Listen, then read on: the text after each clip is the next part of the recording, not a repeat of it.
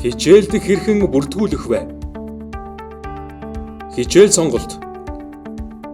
Хичээл сонголтын хугацаа ихсэн тохиолдолд системийн зүүн талд байрлах хичээл сонголт цэсээр дамжин тухайн улирал үзэх гэж буй хувийн төлөвлөгөөнд төлөвлөсөн хичээлүүдийг сонгон баталгаажуулна. Төлөвлөгөө хэсэгт суралцагчийн сурч байгаа үндсэн төлөвлөгөө харагдана. Хэрэв, хос, хавсар хөтөлбөрөөр зэрэг сурч байгаа бол хичээл сонголт хийх гэж буй сургалтын төлөвлөгөөг сонгох шаардлагатай. Хичээл бүртгүүлэх үйл ажиллагаа нь хувийн суралцах төлөвлөгөө зохиох, хичээлээ сонгон баталгаажуулах гэсэн үе шаттайгаар цахим хэлбэрээр явагдана. Бакалаврын хөтөлбөрийн оюутан үндсэн улирал хамгийн багадаа 12, дунджаар 15 багц цагийн хичээл судлах нь зохимжтой бөгөөд судлах багц цагийн дээд хэмжээ 21 байна. Өвлийн улиралд судалбал зохих багц цагийн дээд хэмжээ 3, сууны улиралд 7-оос илүүгүй байна. Суралцагчдаа хувийн суралцах төлөвлөгөө болон хичээлийн хуваарийг үндэслэн тухайн үндсэн улирлын хичээл баталгаажуулах хугацааны эхний 10 хоногт судлах хичээлийг сонгон баталгаажуулна.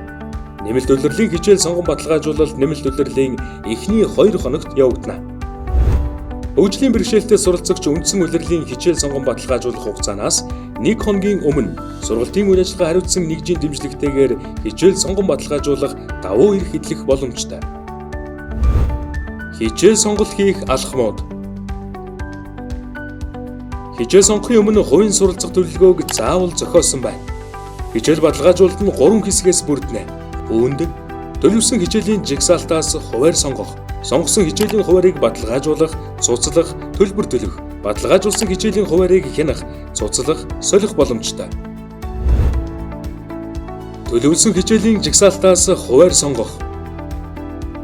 Төлөвлөсөн хэсэгт суралцагчийн хувийн суралцах төлөвлөгөөний тухайн улиралд судлахаар оруулсан хичээлийн жагсаалт харагдана. Сонгох боломжтой хичээл дээр сонгох товч харагдах бөгөөд хичээлийн нэр дээр дарж дэлгэрэнгүй мэдээлэлтэй танилцах боломжтой. Хүлээлгийн жагсаалт. Хэрэв сонгох товч харагдахгүй бол тухайн хичээлийн хуваар бэлэн биш байгаа бөгөөд харгалзах тайлбар харагдана. Тухайн хичээлийг сонгох үед нийт суудлын тоонд багтахгүй тохиолдолд хүлээлгийн жагсаалтанд бүртгүүлэх боломжтой. Хүлээлгийн жагсаалтад орсон суралцагч тухайн хичээл дээр сул суудал гарвал хүлээлгийн жагсаалтын дагуу бүртгүүлэх боломж нээгдэнэ. Төлөвлөсөн хэсэгт байрлах хичээлүүдээс нэгийг нь сонгон, сонгох товчийг дарж, тухайн хичээлд тавигдсан хичээлийн хуваарийг харах, сонгох үйлдэлийг хийнэ. Мөн тухайн хичээлийн хуваар дээр нийт суудлын тоо болон үлдсэн суудлын тоо харагдана. Лекцийн хуваарийг сонгоход тухайн лекцэнд харгалзах семинар, эсвэл лаборатори автоматар гарч ирэх ба хуваариудаа бүрэн сонгосны дараа сонгох товчийг дарна.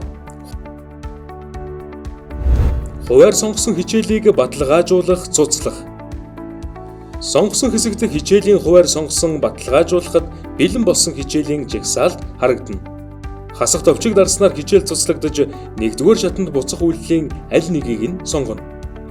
Баталгаажуулах товчийг дарснаар төлбөр төлөх хэсэгт шилжинэ.